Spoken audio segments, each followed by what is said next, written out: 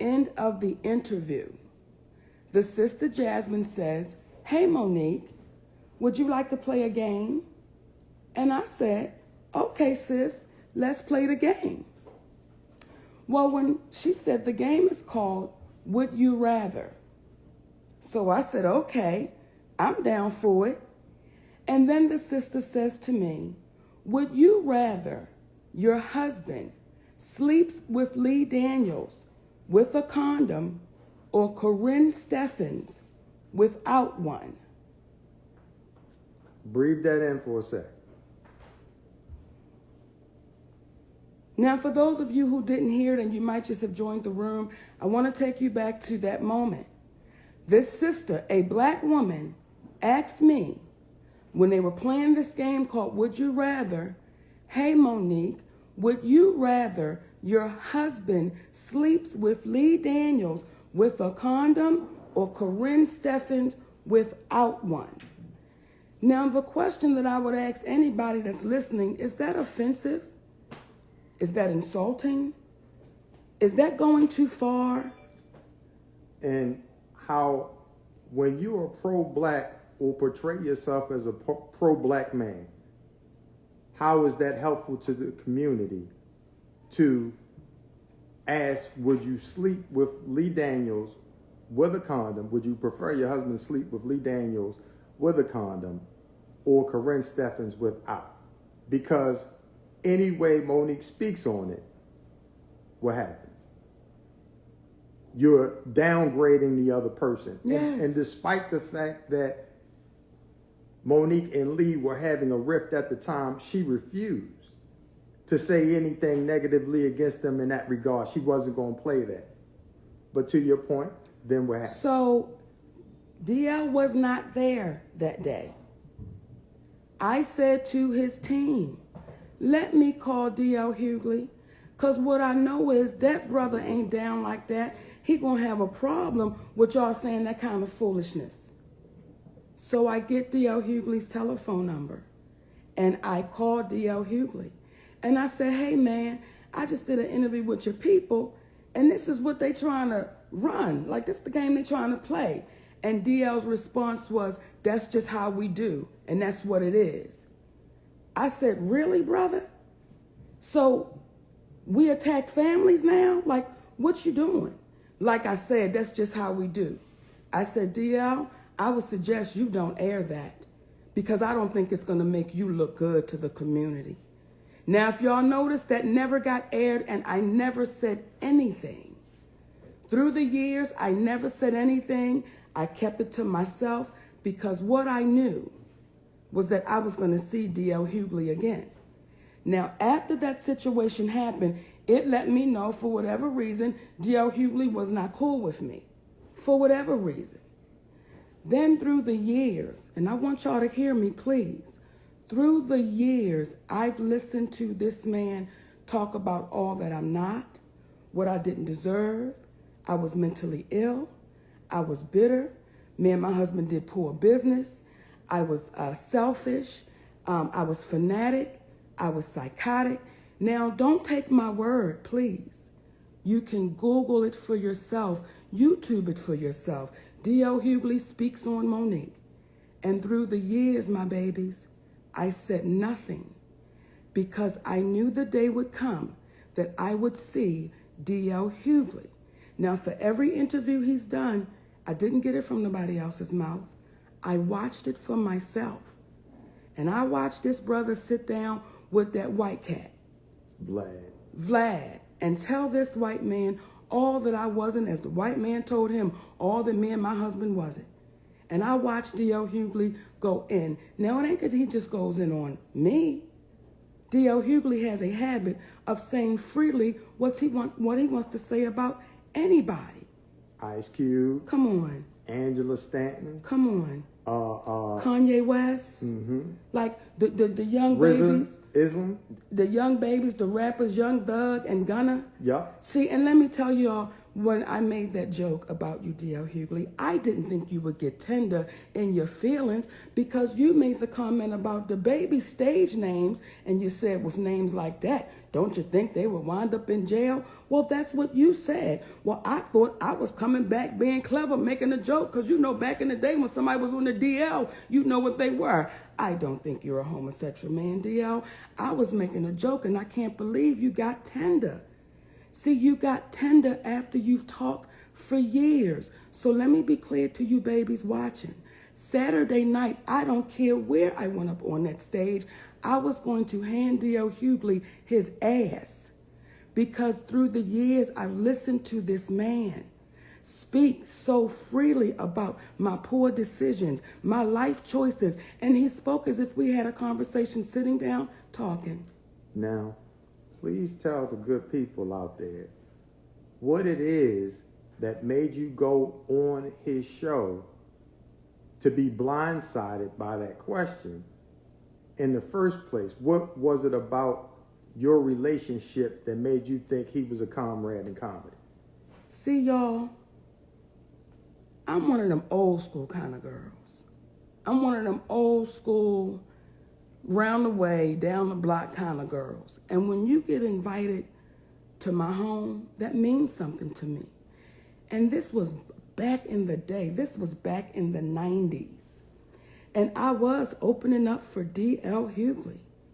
And I was excited. He was doing a comedy club in Upper Maryland.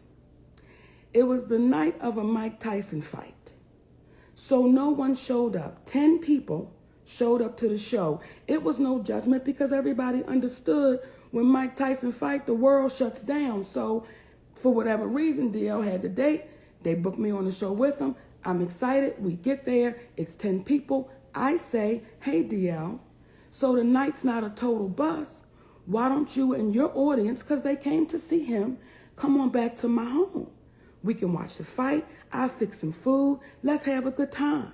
So I invite this man back to my home. Now, I don't know about y'all, but my home is my sacred place. But I invite him and his audience back so people wouldn't walk away disappointed that there was no show. So that's why I felt like from that moment to the moment I did his radio show and they tried to come with foolishness, I always thought D.L. Hughley and I were cool. Always. Never knew that he had so much to say. And had Brother DL, because regardless of the beef, that's still our brother. Come on. But had Brother DL simply said, I apologize that offended you, I apologize for catching you off, I could see how that could catch you off, because had my wife came on there and you said something like that to her in reference to me, that would have been insulting, because we are supposed to be protective of one another in that regard. But beyond that, because when Monique told me that that's what he said, I personally didn't take offense to him utilizing me. I took exception to him utilizing Brother Lee and Sister Corinne. Because what had they done to him? Again, when you are a senior in the community and you're 59 years old and your history is you used to be in a gang, you dropped out of school, you got your GED, that right there is an incredible story of how somebody made mistakes, turned it around, came from nothing, and made something of themselves. Can't help but give him props, be proud of him.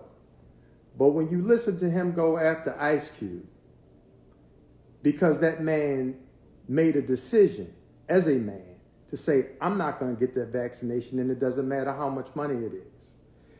That's what you call integrity.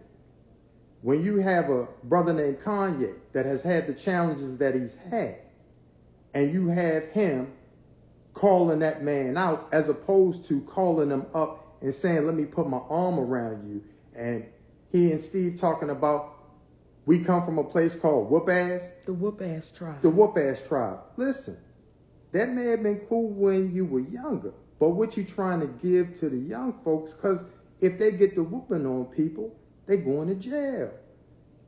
I'm 54. DL 59. Steve 62. Monique 50-something years old. What we look you like. Said 50-something. I'm 54. My bad. 54, I know. But what good would it do our old asses out here fighting? So the point of all of that is, there's an old saying, you live by the sword and you die by the sword. If you've been comfortable talking about Rizza Islam in reference to his opinion about a vaccine, if you're talking about our sister Angela Stanton and her views, but then she approaches you in the airport to see your personal opinion about it, but you call security. If you don't believe me, reach out and ask. Okay. We sorry. Okay. We saying to you then, we shouldn't talk about people and then not have the same energy when we see them, when we talked about them. But that's what happens when you start with people that didn't start anything with you. Go ahead. No, baby, go ahead. Oh, and I want to address something too, because I want y'all to watch how people like D.L. Hughley will throw smoke and mirrors to try to distract from what it really is. If you watch the video of what I said, if you watch that video, I didn't say anything insulting in reference to that man's family, nor his beautiful wife. What I said is I feel sorry for your family. I feel sorry for your wife. Now, the other part that I said, y'all know what it was, and I'm going to leave it on the stage. But to be specific, without being specific, you essentially said, I feel sorry for your wife having to perform a sexual act on a coward. That's exactly. How do you perform a sexual act on a coward? There is nothing that was said about your wife. Nothing. Your family. Nothing. It was directed specifically to you. So let me be clear again. For all the shade droppers, tea spillers,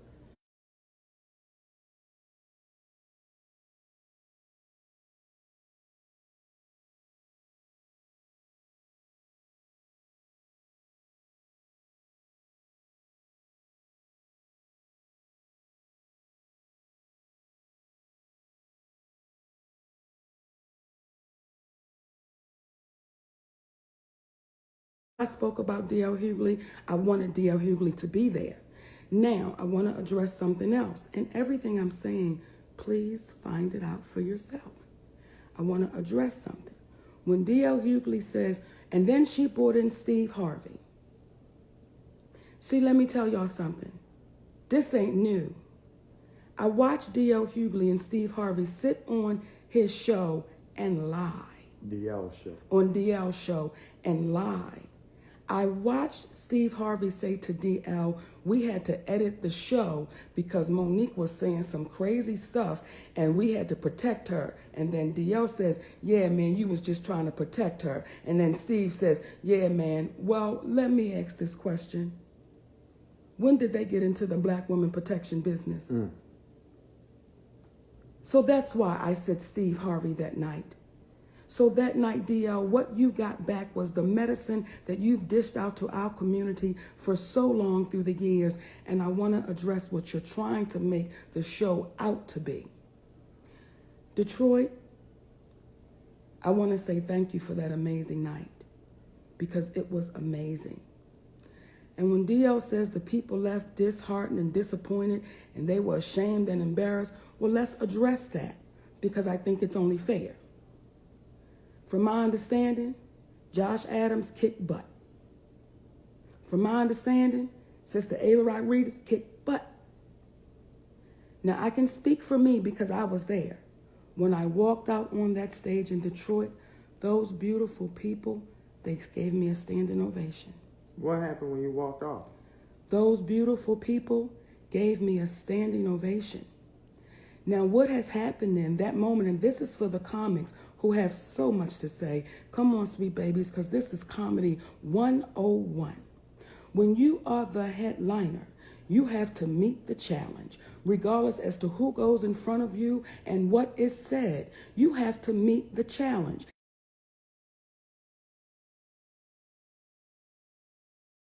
And what happened was when D.L. Hughley walked out on that stage, he could not meet the challenge. See, I've had to go up on stage after people have been booed. I got to go up on stage because I'm the headliner. I've had to go up on stage after people have talked ill about me in front of me. I still got to go up on that stage. And my job as the headliner is to make sure when that audience leaves, they leave feeling fulfilled. So because you could not step up to the challenge, D.L. Hughley, you have now made it appear as if the night was bad. And if y'all were paying attention, my babies. But finish your thought. Oh. He made it appear as if the night was bad. He made it appear as if the night was bad. Just your night was bad, DL. Just your moments were bad, DL. And I want to address something else, because if you want to try to make me look unprofessional, let me tell you how much I get down for the people. I could have not gone out on that stage. I could have not gone out on that stage. Well, why did you? Because I love the people. I don't take those people for granted. I don't take the people for granted that may have paid their last dollar to buy a ticket to a show that I am a part of. I don't take those people for granted that said, you know what, tonight I need to come out and release this. I don't take those people for granted. So I could have not gone out on that stage. But because of the people, I walked out on that stage, and I said that to the people. So when y'all say, well, why didn't she go out? Because that's just not the type of woman I am.